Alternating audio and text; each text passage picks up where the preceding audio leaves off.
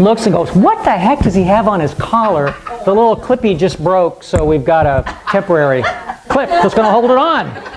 So, hey, we do have a couple patron saints by the name of George Carlin and John Lennon. And for all the people on YouTube, we are the only church in the universe that starts our services with the Doobie Brothers. So, all right. And John said, the basic thing nobody asks is, why do people take drugs of any sort? Why do we have these accessories to normal life to live? I mean, is there something wrong with society that is making us so pressurized that we cannot live without guarding ourselves against it? And this is an old quote like decades ago. So interesting. Some things just never change. What can I say? All right. More t-shirts that you could get if you wanted. Where is it? I know I had one. There we go.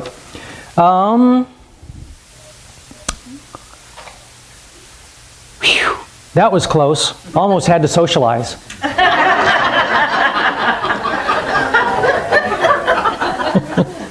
Okay, no, you're wrong. So just sit there in your wrongness and be wrong.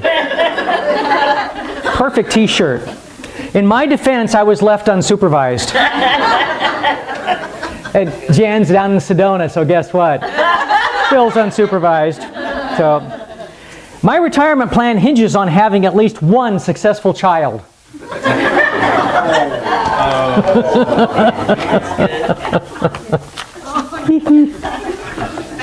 All right. Our aspirations are our possibilities. If you wish to be held in esteem, you must associate only with those who are esteemable. And when one associates with vice, it is but one step from companionship to slavery.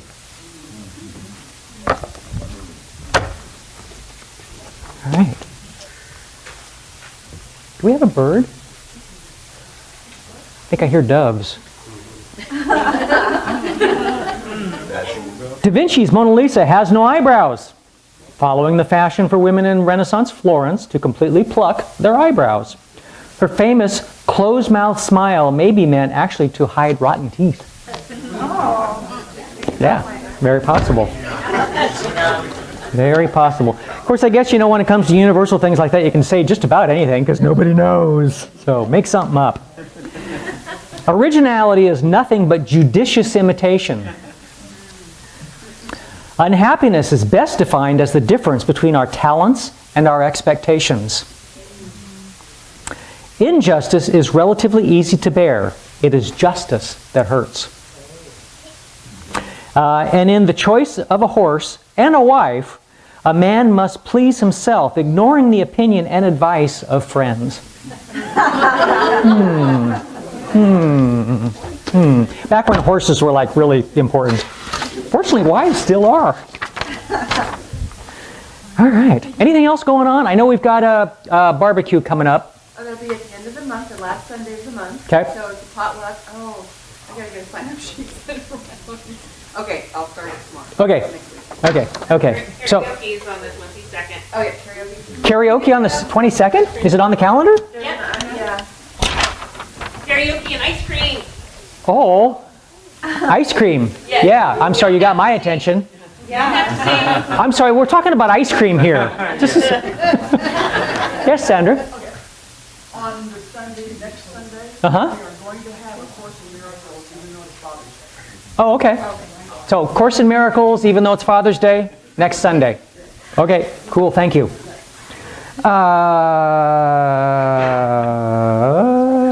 The emotion code tomorrow at 6:30.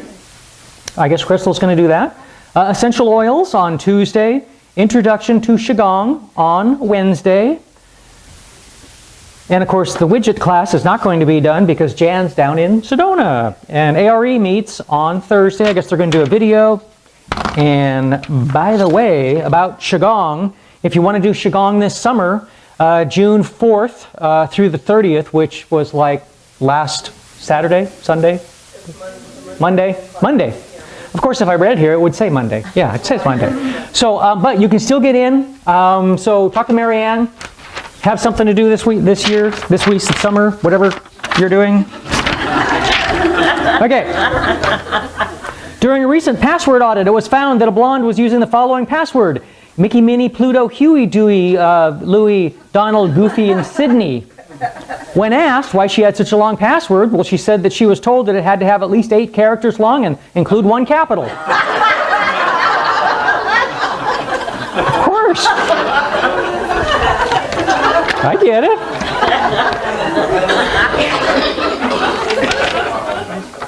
All right.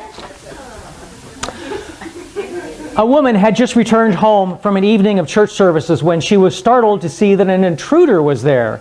She caught the man in the act, robbing her home of its valuables, and yelled, "Stop! Acts 2:38!" This says, the burglar stopped in his tracks. The woman calmly called the police and explained what she had done. An officer cuffed the man to take him in, and he asked the burglar, "Why did you just stand there? All the old lady did was yell a scripture at you." Scripture replied, "She said she had an axe and 238s. I did that one before, years ago, but it's still funny. It's still funny.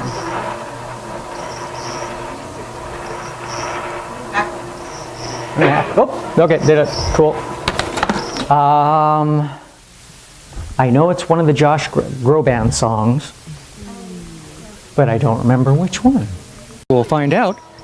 Janice will be is down in Sedona, basking in the 100-degree plus weather.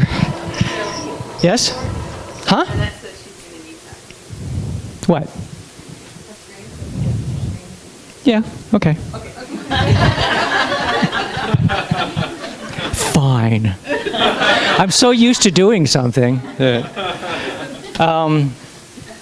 So, we have a guest speaker. Some of you know Danette. She's been coming here for, gosh, many years. Long time. Forever.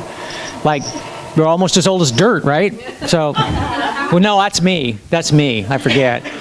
But she has some wonderful things to say. She was most recently was in India, and she's going to be talking about that. So if you've never been to India, you'll get a little bit better idea. Jan's brother actually was in the Peace Corps in India, so for many years, and he's been back a few times to see people. So actually, I've known quite a few people that have been there. I have not. One of the places I wouldn't mind going, but she's already been there. So hey, let's hear about it, kiddo. All right, thank you. Oh, wow. Can you hear me now? You can. At least this pink clip matches my pants, Phil. Thank you for color coordinating. I am so excited to be home.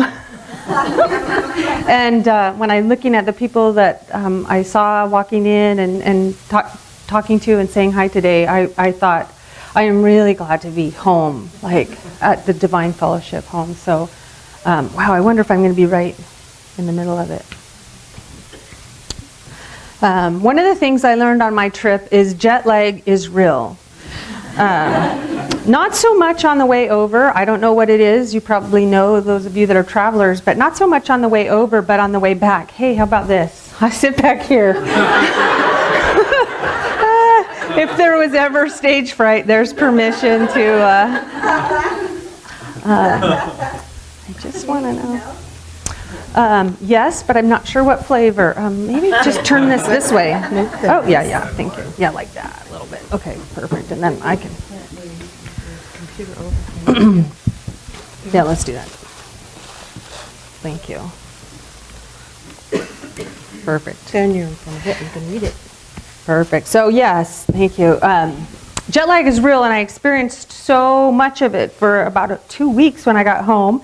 And then since then, I packed, purged, and moved. And so yesterday, I spent a little bit of time working on this. And you know how Janice and Christopher could walk in and go, yeah, I was preparing this presentation, but Spirit told me something else. Yeah, I don't know what's happening, but something really big, because when I started outlining what I was going to talk about in India, I lost that paper. I have no idea where it's at. I've been home and I outlined what I was going to talk about, and that was lost as well. So I don't know that it's going to be exactly like that because I did spend about 16 hours on it yesterday. So we'll see what comes out today. But the cool thing was, I'm going to sit down just to make sure I don't fall off this stage in more ways than one. Janice emailed me while I was in India and said, hey, Danette, do you want to speak at church about your spiritual lessons in India? And I was like, yeah, cool. Like India, that's the place of all the gurus, you know, and I would love to speak at Divine Fellowship. So great idea. And the challenge was, as I spent time in India and in London, because I went to India via London, I thought, I'm not having any spiritual lessons. What am I going to talk about? And here's why I didn't have lessons. And we're going to try this. Phil and I have this thing worked out here. We'll see how it works. It might be really, there we go. I didn't have any spiritual lessons because, with a nod to Christopher, and I'm sure you've heard this, I'm a spiritual person having human experiences. So what I'm going to do is share some human experiences that I had, like scrapbook-wise, and I think pictures are fun to share and probably more interesting than some of the things I have to share. And then I'm going to share some of my spiritual awareness that I had, because I had more awareness than lessons per se. So we'll try this. I don't know where to point this. There we go. Just in terms of context, and I have no idea how these are going to turn out, so thank you for your just acceptance, because we didn't practice or anything. But in context of the trip and of me, my worldview, I thought I'd share a couple things just to put things in context. My worldview kind of God, with Jenny's help a little bit.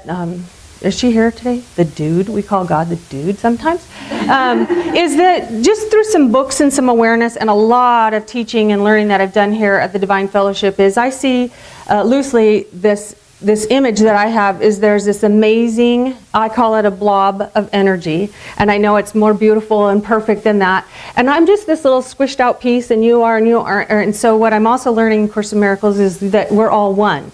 Like we're all one. We're not separate from each other or separate from Source. And so that's a little bit of context. That's my view of God.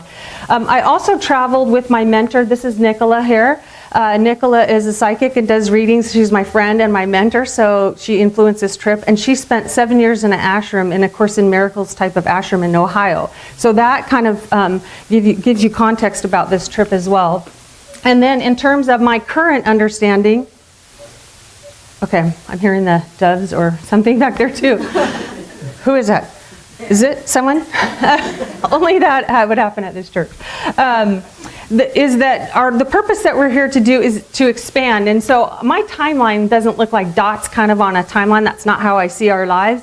Is that instead of those dots, they're more like spirals of expansion. And then we move on through ages by number of years. And then we have more expansion, and then we have more expansion. So that's just a little bit of context of me, God, life, and who I was traveling with. So my visit to India was via England, and I went to England for about a week for business and pleasure. And so in addition to some, I thought that was so cool, have somebody waiting with my name when I got there. I was like, I have to take a picture of that. In addition to some bucket list items, there we go. I'll probably bust through here fast. Like riding the double-decker bus. I went to see 42nd Street. We did some shopping. I also attended this entrepreneur training, which was phenomenal. There we go. The guy that spoke is Roger Hamilton. He's a world-renowned entrepreneur and futurist, and he follows the I Ching. Didn't know that until I got there. So it was a very spiritual entrepreneurial training. Bonus, bonus, bonus.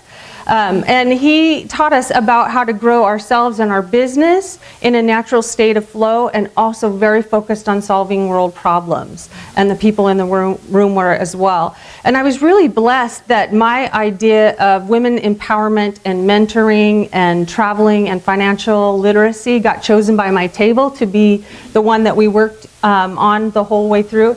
I don't think you can see very well. These are some of the notes that some of the people at my table wrote. Wow, they just look funny here compared to what's on screen. But one of the men wrote, "Women will solve the world's problems," something like that. And I thought that was interesting coming from a gentleman at our table. So I was very blessed to have my idea worked through the rest of the weekend. This is some of the notes I had when I was done on the bed in the hotel room to work on. Where? I don't, oh, it is? I thought it was the laptop back there. Okay, I'm happy to point it there, or there, or there, anywhere. Thank you. One of the things, one of my spiritual awareness, if you will, was there's a whole lot of right going on in the world. You know, I don't watch a lot of the news, but there's a lot of doom and gloom, and there were so many amazing people in that room and doing some really good things. I think the entrepreneur movement, spending time with these people, are very focused on taking care of the problems that the government and other things haven't been able to figure out. So I was very inspired. In fact, the most profound thing I heard was, we don't have a resource problem, we have a logistics problem. You know, and it just gave me goosebumps, which is one of those love languages of spirit, right? I'm getting them again. Just imagine if we really believed that we are one, that we're not separate, that we're all here to help each other and ourselves, and that we figured out a way to distribute all the resources that we need, and we could create a world, especially with artificial intelligence, doing some of the mundane stuff, and we got to experience just ourselves and express who we are. And we spent most of our day expressing and enjoying ourselves and each other. That's kind of what I walked away from entrepreneur training. Did not expect that at entrepreneur training. Let's try this. Did it work? Next time? For me. It's working. Are we good with it? We're going with the flow. Flow beats hustle every time. Have you ever experienced the occasion where you have to unlearn something to learn something? Often, especially for me in spirituality or religion. But Roger taught and talked a lot about being in flow and being in your natural rhythm, both yourself, your business. It was all packaged in that. And what struck me is that when we're in flow, we're really in the path of least resistance. And I sort of feel like we've been taught to fight hard, to work hard, to struggle. And why aren't we going in the path of least resistance? In a business, it's the fastest path to cash. What's wrong with that? That just makes so much sense to me. And it just feels good when we're our most authentic self. I read in the bathroom, I think it was in the bathroom, a sign that said, you know, what does it say? Why try to be somebody else when you can stand out? I don't know. I was going to rip it off the wall. Not rip it. I was going to borrow it off the wall and bring it up, but I thought I would memorize it. Yeah, that didn't work. So I feel like we've gone sideways. We've been influenced by this idea that we're separate, and so we're competitive, we're competing, we're comparing ourselves with each other and just around the world. We think we need to get our fair share. We think we need to get ahead. And I walked away with an overwhelming sense to find my own flow, working on it, work in progress, and to help others find their flow. And I'm just committed to doing that because I think it's how it's supposed to be. You know, that's my spiritual awareness. So loved hanging out with Roger. The next one was have spirit will travel. That's what I've named kind of these for myself because I think I'm funny or something. At the last minute, we ditched the changing of the guards at the palace for Hampstead Heath. Anybody hear of Hampstead Heath? See Notting Hill? It's this amazing garden. I'm getting the goosebumps already. So it's this garden. When we were in there 2 minutes, and I was like, yeah, no problem. I don't mind missing the changing of the guard for a minute to be in the nature in this beautiful place. We hiked and hiked. It's just a huge garden. They just said, we're looking for the tea house, Kenwood, and people would say, it's over there.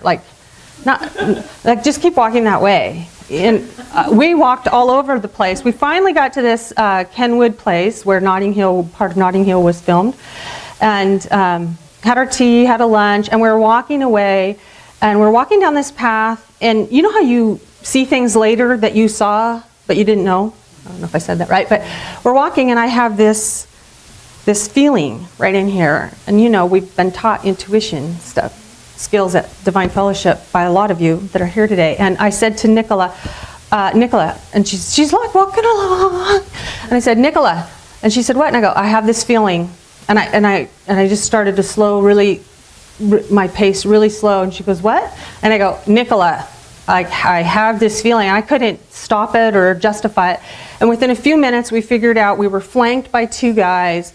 And I stopped, he walked down, hood up, what's it called? What masky kind of thing up, and we were getting ready to be mugged.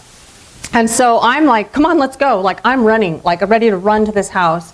And so I turn and I walk away and I hear, and she's taking pictures. WTH, what the heck are we doing? And then I hear her behind me saying, these guys are trying to mug us, these guys. And then now I'm kind of like, they are? Like, okay, I kind of wondered. And it was just this really weird scene that happened fast. But I'll tell you what happened was this guy came up to me and he like, call the police, blah, blah, and I went to say something to him and he just bounced off. He went up to Nickel and he bounced off. And he came up to me and he bounced off. It's like we had this circle of protection around us. And I want to tell you that when we got to our hotel room the night before, we went in and, somebody had been smoking in there. We asked for a different room. Got to the new room. Oh, this is good. Feels clean. Feels good. And we'd spent a couple days at this entrepreneur thing. And so the night, we came back to our hotel on Sunday night after dinner with a bunch of friends. And we're like, what's that smell? Do you smell sage? I smell sage. Why do we smell sage? What's going on with sage? Have spirit will travel. So I don't know what was going on with the sage, but we thank you. We feel blessed and protected. And all of my friends that I traveled with over there said they've never had any kind of occurrence like that in London at all. And so they thought maybe it was me. And I said, I just have spirit. Oh, we're going to have a demonstration. So I don't know. It was a beautiful experience. And actually a gal that used to go to church here, lives in Florida, sent me a message right before I left about a dream she had about being in danger. And so it was more signs of love language from the spirit of intuition and trusting and getting that information. So I think there was protection as well as intuition. And the big lesson that we talked about was trusting your own intuition. Like I said, like I just have this feeling. And I've had feelings before. Have you? Yeah. And ignored them. And sometimes it works out okay and sometimes not. And my friend said, yeah, but trusting your friend when they say it, just honor it. That was a big lesson. She honored it because she doesn't always. She might think that I'm kind of the blonde in the in the duo, but she trusted it for whatever reason, and she said that just was another lesson for her to trust when your friend says, "I've got this feeling that's kind of weird." Anyway, moving on. Okay, so then on to India. So I went to Goa, which is a southern part of India, and we were there. The purpose was to rest and rejuvenate and massive self-care. And so this slide, I hope you can see some of those pictures, was just pampering at its best. And so my spiritual awareness was to take time to put myself in a place, in a space. The cost for this was under $500 or something for 8 days. So it was beautiful. I think there was probably a little bit more with food. I can't remember, but the food was like $45 or $60 at the end of our week at this resort. And so that was just, if you want to call it, my spiritual lesson was just to take time for the place and the space and do some pampering. And then we did, our intent was to do a lot of self-care that had massage and different healing things all along the way. So we did a lot of massage, check. Several different kinds of massage. And then I even visited an Ayurvedic doctor. I don't think Heather's here. I didn't see her today. But interesting. And he's touching my skin and he's like, you're hot. And I was like, hell yes, I'm hot. Oh, can I say that? Beep. Sorry, not sorry. Okay, I was like, I forgot about YouTube. I was so hot, like my brain was mush. Like for 3 days, I was not in my happy place. It was a beautiful place, but not my happy place. So it took me a while to get there, and he's doing this. Apparently in Ayurvedic medicine, there's 3 different kinds of systems. Some of you are shaking your head, thank you. And one of them is the hot. And he was like, you're hot. And I'm like, I'm not. I know you're not calling me hot. I am literally so hot, I'm melting. And so anyway, it was more from him about learning how to be in flow with your body style, what foods to eat, what seasons to eat them in, what environment to live in, which influenced how my last move that I made. So that was pretty cool that we got to visit this Ayurvedic doctor, and like I said, we could just learning about ourselves and getting more and more into flow. And then my lesson here is good intentions are not enough. We met some female street entrepreneurs that were fantastic. We gave them a few selling techniques. Like I bought this pashmina here. Or no, this is just a scarf here, or I don't remember what they called it, but it was beautiful. I can't remember how not very expensive it was. But they would say, do you want a different model? And so we were teaching them that models are like different kinds of cars. This is a different style. Would you like this style or this style? And they were like, wow, it's so cool. And then they wanted to know, do you want this color, this color, this color, this color? And we were saying, a lot of people are buying gifts. Ask them, do you have a gift for your sister? Do you have a gift for your mother? Do you have it? So that was really fun. They were very open to learning different selling techniques, and then they wanted our WhatsApp numbers because there's more cell phones, mobile phones, than there are toilets, I think, in India or Africa. I can't remember what the quote was, but I heard it while I was there. And as we were exchanging contact information, we birthed an idea of a social group that Nicola and I are forming, as well as got our big awareness. Excuse me. And that was that one of the gals said, you married? And Nicola said, no. And she goes, oh, I am. He no good. Okay. So Nicola was like, yeah, maybe you want to ditch him. But what we realized was, is they can't. You know, they have children and it's not practical, it's not real. Is that we also have to help, you know, we had this social conscious thing about helping these women in underserved countries, is that we really need to help the men too, because they aren't going to accept that the women are getting this help. I mean, it's true for every country, but it was our big aha, spiritual awareness, if you will, when we met these ladies. And this gal right here down in the corner, she spoke very good English, lives in the southern part of Goa, way away from many, many things, and she taught herself English from her English-speaking customers, and she's only 16. And I thought, you know, my challenges with language were a little bit difficult. You know, they speak, a lot of people visit from England, so a lot of people speak English, but me having dinner with two Brits that we met and my Australian, Nicholas from Australia, at dinner, and some nights I was like, I had not had anything to drink, and I was just like, I was so tired, I wanted to quit, I didn't want to look stupid. They would ask me questions and I started to go, yeah, like, you know, what some of the Indian people were doing, and it was very, very frustrating, but this was our shared love language. I was telling Mary a little bit about this. This is what I call the dogs of Goa. Our love language was that Tanya loved these dogs. They were all over. This one in particular this one here stayed in our place with us all the time. And I had just lost my dog right before I traveled. So I felt like I had a little spirit. Oh, the kitty. So I had a little spirit dog kind of hanging out with me, I think, in place of or representing my dog. So that was pretty cool. But I understood her love language about dogs and pets. And so even though I could not understand her British accent, even though she was speaking English, we did share love language of love, right? And so I think that's something else that I learned, is that we still all had that love language. Let's see.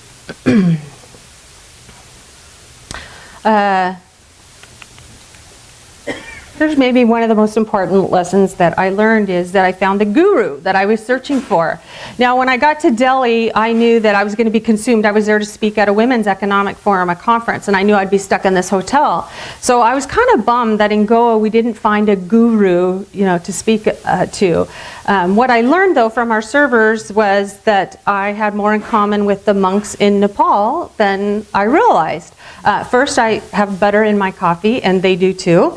And so one of the servers there was from Nepal, and he would bring this butter. Their restaurant didn't open up till 9 or something, and he would bring this butter and leave it on my porch every morning for me when I had coffee. So I had coffee because I drank a lot of instant coffee in India and England. I don't know. They don't have Starbucks, I guess, at the airport. Anyway, what I learned was they drink the butter in their coffee, but they also have the same access that I do to source, right? The monks, they have the same access to source. They have the same ability to manage and change their thoughts. So what I found was the guru I'm seeking is me. And part of how I discovered that is I ran into some things that started to create seeds of doubt in what I had learned before about spirituality and certain things. And so, like I said, in that timeline, I think we evolve, you know, and what got us here won't get us here. So we might have to change in our beliefs and unlearn things and keep on moving, but the guru is me, which, by the way, I'm not too happy about all the time because I'm really struggling, especially this week has been a super struggle, and I really would like more definitive answers and clearer information. And so my love language with spirit is a work in progress, and that's just being a little transparent there. The next, I went on to Delhi, and the purpose of going to New Delhi was to participate and speak at the Women's Economic Forum. This was a cool forum that was based on, the whole topic was the economics of goodness. Like, who has a conference about the economics of goodness? This lady did. This is Dr. Harbeen Arora, and this is her on stage, and basically she had me at hello. She sent me it was by invitation only, and she sent me an email that said, "Dear Soul Sister Danette," and I thought, okay, I'm in. I don't know what we're doing there, but I'm in. I signed up.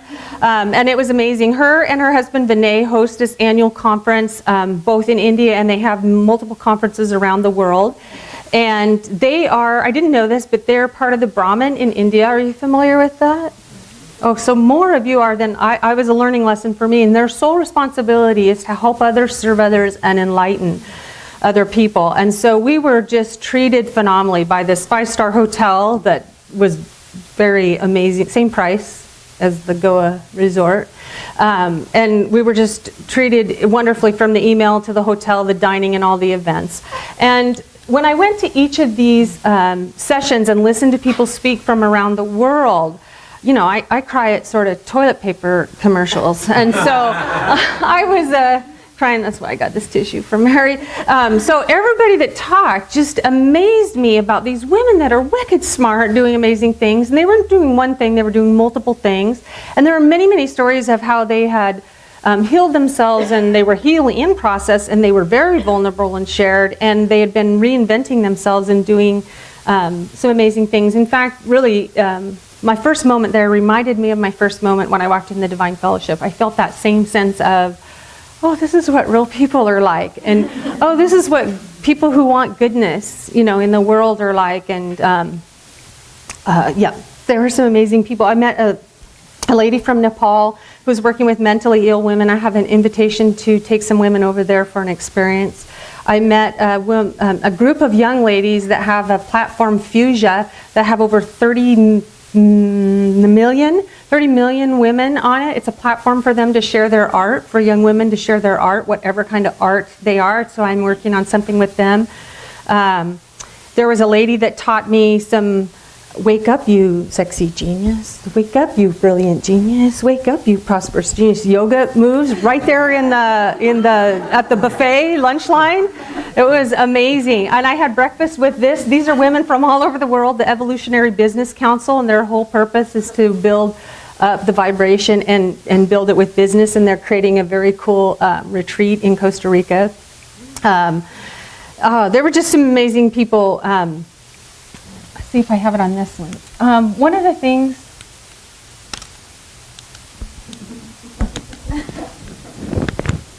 come on. One of the things that I thought was really cool was Harbeen, this is Harbeen here, Dr. Aurora, and she auctioned off her dresses. She had these amazing dresses every day, and she auctioned them off on the last evening that we were there. But she didn't auction them off for money. She auctioned them off for women in the crowd to make a commitment to reach out to other women. And so my mentor committed to 30,000 people. And so back in the hotel room, I got to try on one of the dresses. And this is the dress. This is her. She's wearing it that first night.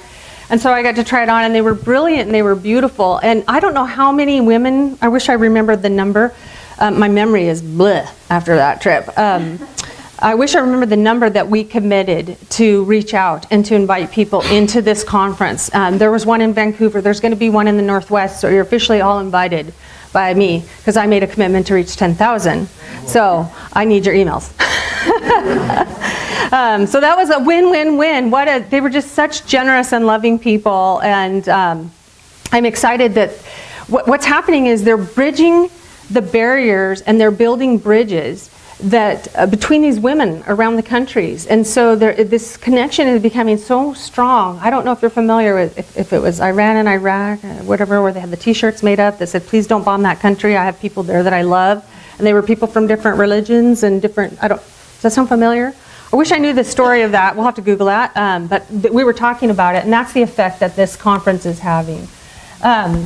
Also a lesson was Zen in chaos, which is hard for me because I don't like chaos.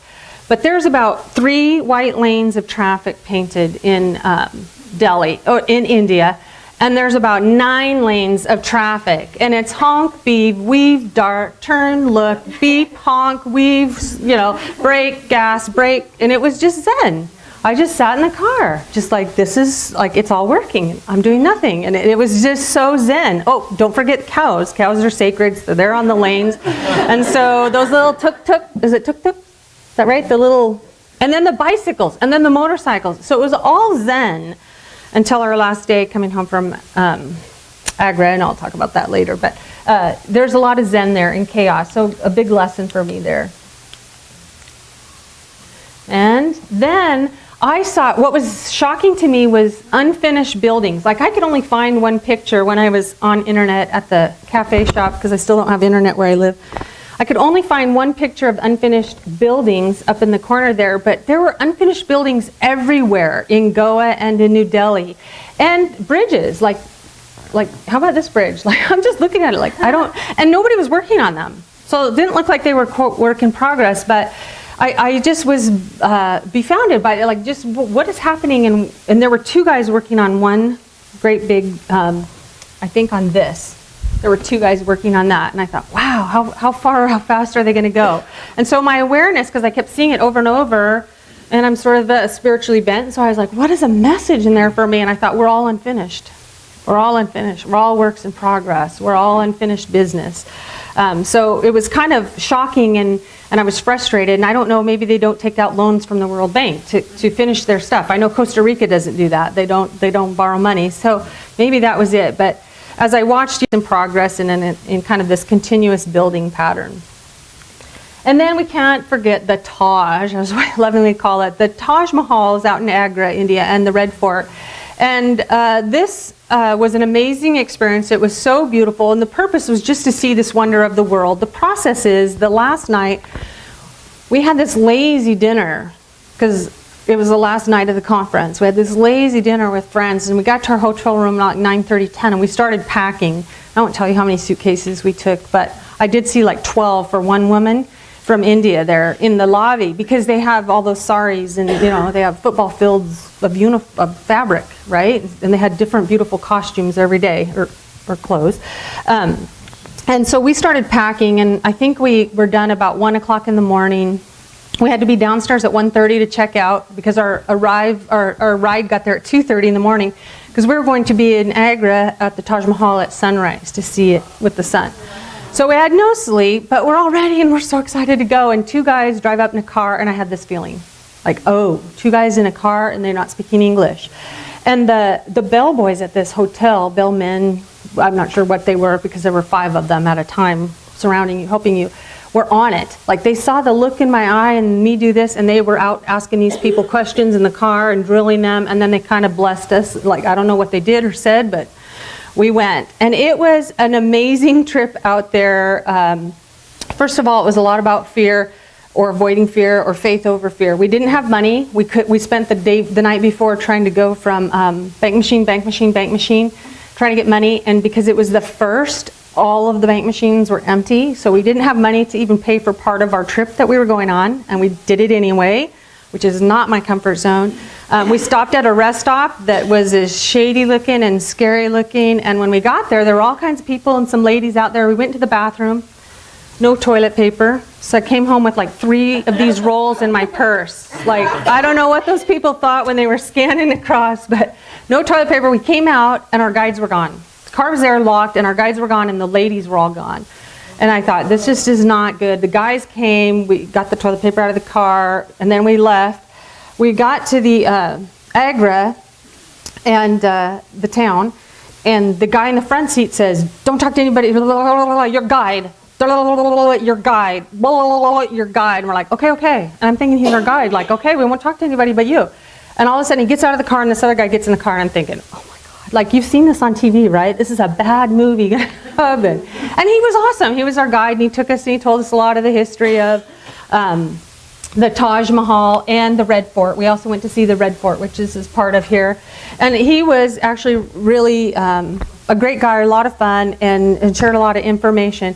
On the way home, yeah, this is a picture on the way home. We were like, is that pollution? What's going on? It was a freakish storm that we were right in the middle of. Lots of people were pulling off, and our guide started to, and we're like, hey, we got to get to the airport. Like, we're leaving tonight on the airport. We got to go get our hotel, get our bags. So he kept going with the flasher lights on, and it turned out to be a really freakish storm. 150 people around us, right next to us, were killed. And we didn't know it until afterwards. And so we get to Delhi. We're driving around Delhi for about 2.5 hours, close to 3. And after I saw the sign for the domestic airport 3 times, I was like, I think we're lost. And he says, do you guys have web or something like that? And we're like, no, why? Anyway, so we don't have any phone numbers for the hotel for some reason with us. We've just taken our, like bare minimums. And so I turned my phone plan on or whatever, and I finally found the number and called him, and I said, this guy is lost. Can you talk to him? Can you get our bags? We need to get to the airport. We need a different guy. He's not driving us to the airport. We got there. They had us loaded and locked, and I'm changing clothes, and they drove us. That's when the driving got scary. I thought we were going to kill people on bikes and bicycles. And he said, I can get you there probably in 30 minutes. And he got us there in 14. It was insane. It was just super scary, scary, scary, scary. But I will tell you, the night before when we were packing, like, what is that smell? Why does it smell like sage? It smelled like sage again. Like, thank you. We didn't know any of this was going to happen. And we found money. And we paid for it, and it was a beautiful, beautiful, beautiful experience, and it was definitely practicing a lot of faith. But I do think, have spirit will travel. One of the things, I'm almost done here. One of the things that is always a lesson to me is perception. I think I was driving down here. I think perception is one of the most dangerous tools. Maybe even than some weapons like bullets and things like that, because perception is open to interpretation. And I took this scarf because I was told that you needed to cover your shoulders when you're at, especially the older parts of India, which is not always true anymore, but confusing. And most of my pictures have it wrapped around my neck because I couldn't figure it out. But I did wear it in that picture, and one of the guide said, "Oh, that's a beautiful, lovely scarf." And my friend goes, "What are you kidding? That's cheap." What? But it is nothing. It's cheap. It's cotton. I mean, it's not cheap. It's beautiful to me, but it's cotton, and it's nothing to me like this, right? But the perception was that I must be a wealthy American. And in fact, when he told me that, I was a little bit nervous. And he said, "Just be careful, because we don't have this here. And so you look like a wealthy American." And I thought, I've got this cheap thing. Didn't you just hear my friend? She says I'm cheap. But the perception, is that what we perceive. In fact, Nicola was telling some of the ladies at the forum that, 3 out of 5 women, maybe it was the U.S., have some kind of rape or sexual assault or something like that. And the women in India were like, they were like, they had no idea, perception-wise, it just was happening, to them. And this part right here, I'll never forget, because Nicola finally asked the guy, why are those kids staring at us? We're like, could be their grandmothers. And it had been happening over and over and over. And I thought, I've got like the whitest skin. I'm in India. They're going to be staring like, wow, that's so different. And so I kind of was okay, but it was kind of weird, a little bit. And she finally asked, and the guide just about had a heart attack. "Oh no, ma'am. Oh no." He was so outraged that we would think they had bad intentions toward us at all. And he said, it's just like if you have never seen a car before and you saw one, they would be staring at you. And so he explained, but he was very protective and very outraged that maybe we would think somebody was, not treating us well, if that makes sense. So, and, at the time we went, there was a lot of rape going on in India, so that was all over the news, so I'm sure he was even hyper vigilant about that. So, this phrase about, here's kind of my summary, the phrase about a spiritual person having a physical experience, for me, is more than a cliche. And what I realized when I was writing this, when I figured it out yesterday, because I really didn't have any lessons, I didn't want to call Janice this week. Of all people, I wanted to call Janice this week and say, I really don't know what to talk about. But I didn't want to call Janice this week and tell her that. I wanted her to have a beautiful trip. And so yesterday it dawned on me this whole idea of this spiritual person having physical experiences. And And as I reflected on it, what's happened in the last 10 years without me really noticing, it's just kind of crept up, is that I've embodied that saying. And so what happened when I wasn't looking is that I have developed spiritual vision, if that makes sense. And just to make sure I'm not on a pedestal, I'm kind of nervous about being up here, is that, I'm very, very much in touch with my humanness too. This was a very, very tough week, and one of my friends, Roland, says to me, "Oh, you sound like a victim." Oh, yep, I'm human. Okay, take that spiritual vision right out the door. But, as I shared more with him, he says, "Oh, cool, you're getting ready for some really big growth." And I thought, oh, yeah, these are my spiritual friends reminding me that, we are spiritual beings having physical experiences. And so that was kind of my aha, my biggest lesson was that we're spiritual people having those physical or human experiences, and to put those glasses on and to look with that vision is a whole different experience than 10 years ago or 20 years ago if I would have went to India with kind of those other filters and lenses on. And to find the flow, I think, is really important.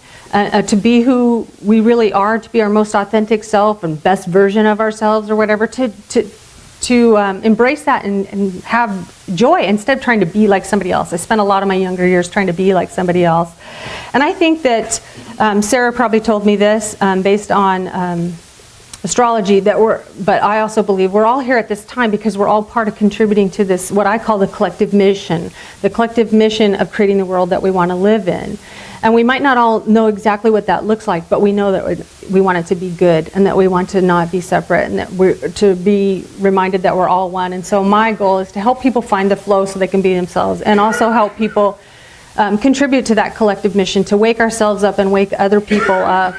And I will tell you that I traveled to India and to London to learn a lot, but I don't think I would have learned any of it if I hadn't learned what I had learned at the Divine Fellowship from Josie and Sandra and William and Ginny and the readers and Christopher and Janice and Phil. And so really, this is the best place to learn, I think, and what we can do with that is amazing. So I hope that was insightful or interesting. And if you want to learn more or connect with me, look for me on Facebook, Danette Lane. I'd love to connect with you. But it's just been a privilege to be here today to speak. Thank you.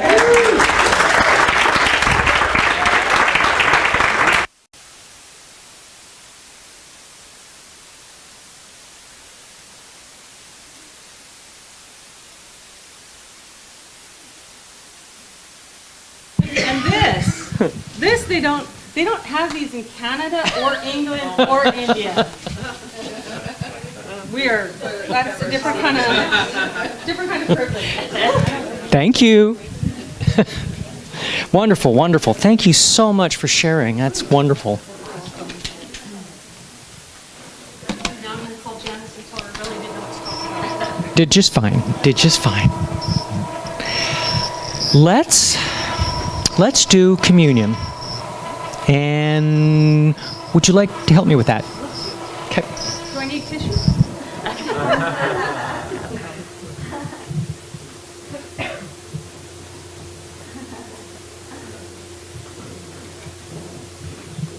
You funny guy, Phil. Actually, we're going to have that one too, because I'm going to have to do it this way. Communion is a spiritual tradition, and we chose when we started this church over 20 years ago that we would do it every Sunday. It was interesting that occasionally someone would want to come and visit us, and they ask if we do communion. And we say, well, yeah. And they said, do you do it every Sunday? Yeah. And I do guess that that's not necessarily the norm out there. Certainly some do. We definitely choose to do that because it is something that's very important to us. So whatever your higher power is, whatever you call it, whatever you feel it is, this is your way to connect. So, higher spirit, God, just be with us all, and be with the people at the Divine Fellowship, and in our community, in our nation, in our world. Help us all be the best people we possibly can, and try to always do the right things. Of this we ask in your Son, Jesus Christ's name. Amen.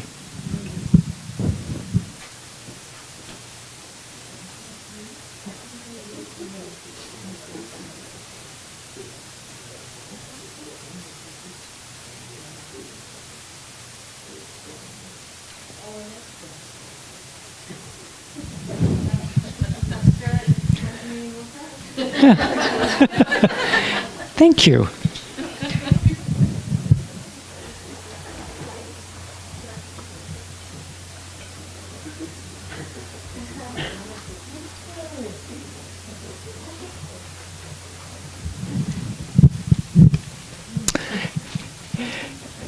You know, and again, people sometimes ask, well, do you use real wine? And we go, well, no, we don't do that either. So it is grape juice. But the spiritual connection is true no matter what. So again, we choose, Janice and I choose, as followers of the way, to honor Jesus. It's up to you how you want to do that for your own spiritual sanctuary. So thank you very much, and just be with us.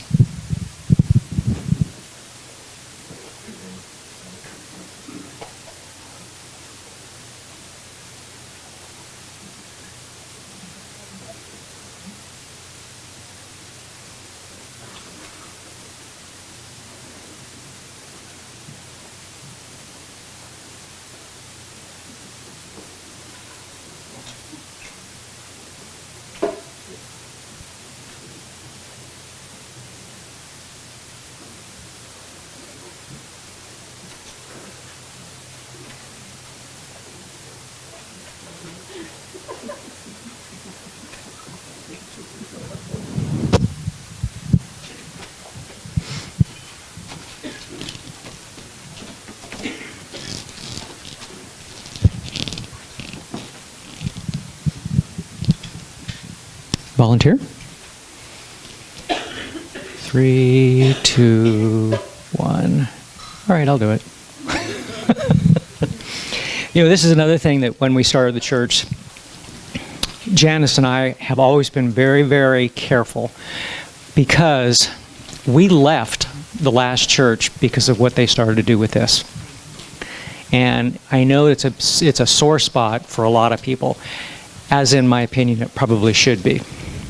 By the same token, we do need help keeping the doors open and keeping the air conditioner running. We have no paid staff here, which again is the way we wanted to actually do the church. So thank you so much for whatever you can give.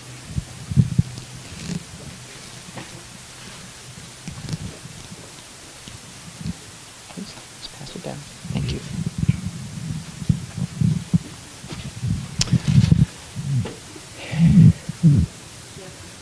Huh? Sure. Oh, I don't know. Do we? If you're more comfortable or not, we can. No, I can do it. I don't know how long this will. Everybody. Okay, yeah, oneness blessing after church. And I guess we will do a somewhat abbreviated, if we can, guided meditation.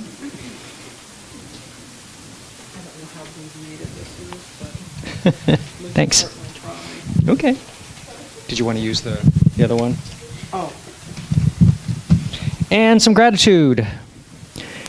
Glorious thunderstorms, roses in bloom, making it here to be with the family church. Nice. These are gratitudes that we have in the back box. People just leave things. It's for nice. For gratitude for Clyde's safe return. Gratitude for Bigfoot. Absolutely. Get out there. Okay. Lynn was going to do the meditation today, and she's having to take care of her mom, and so she wasn't going to be able to make it, so she asked if I could do it for her. So she wrote it up and printed it out, so it's going to, hopefully doesn't sound too much like I'm reading for her. So when we're all ready and settled, make yourself comfortable, And let's begin by closing our eyes and taking a nice, deep, cleansing breath. Slowly exhale. Another deep breath, and this time try to take a deeper breath. Exhale. And one more really deep breath, slowly exhaling.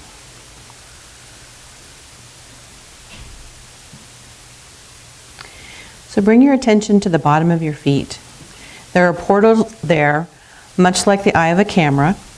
Open those portals and let all the tension, stress, sadness, anger, and worry drain out of those portals into Mother Earth. She is strong and able to take those emotions and turn them into beauty. Slowly relax and close the portals in your feet when you're ready.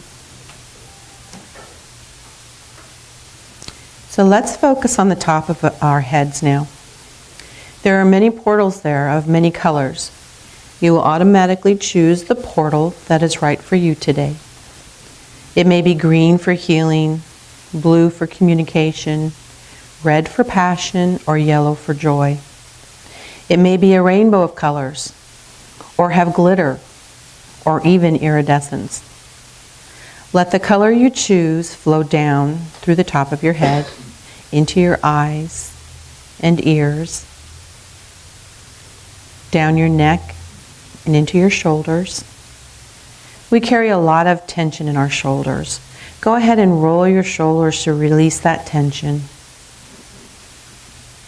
Now let your color flow down the rest of your body and soak it in, even down into your DNA and the very core of your essence. This core is your heart space and is the center of who you are.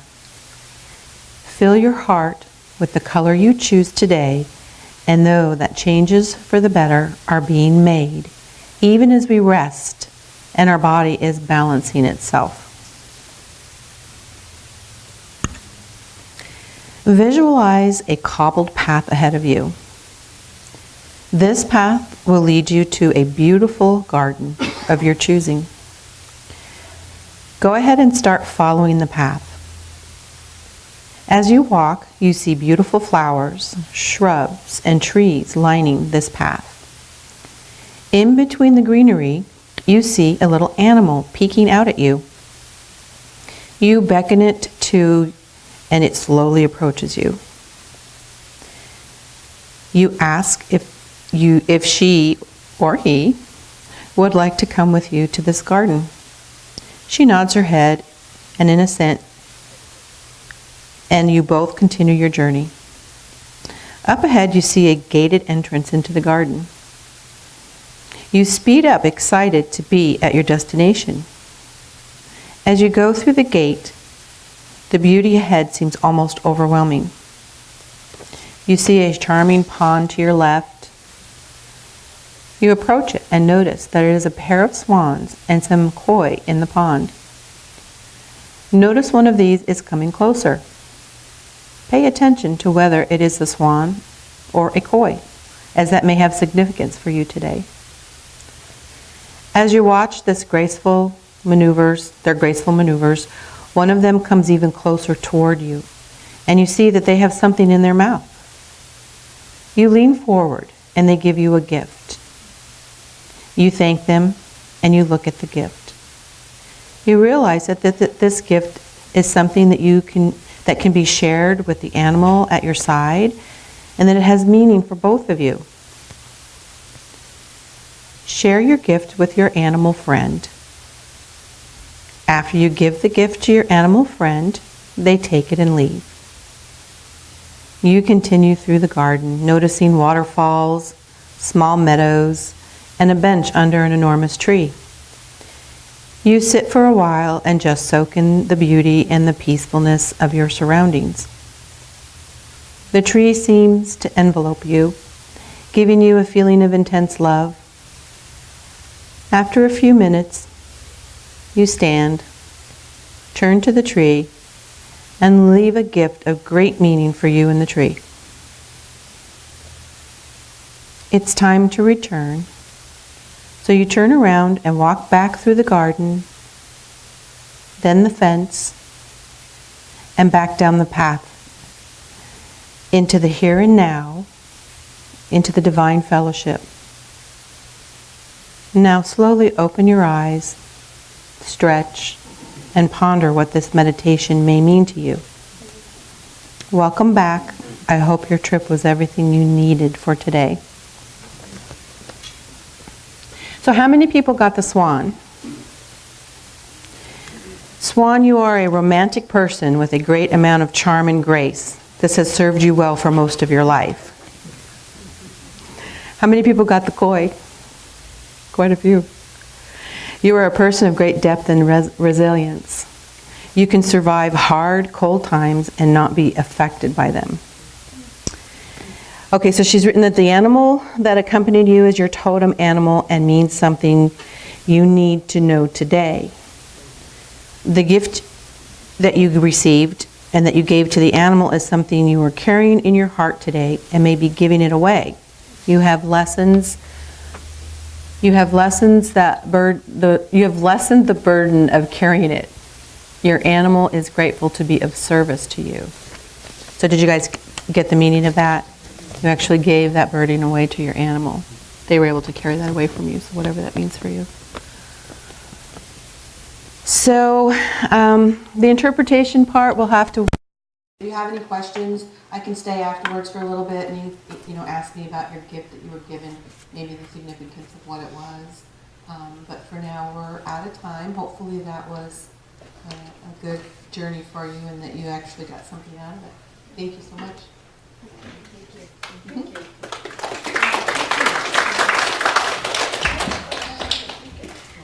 Okay, let's wrap her up with our final song.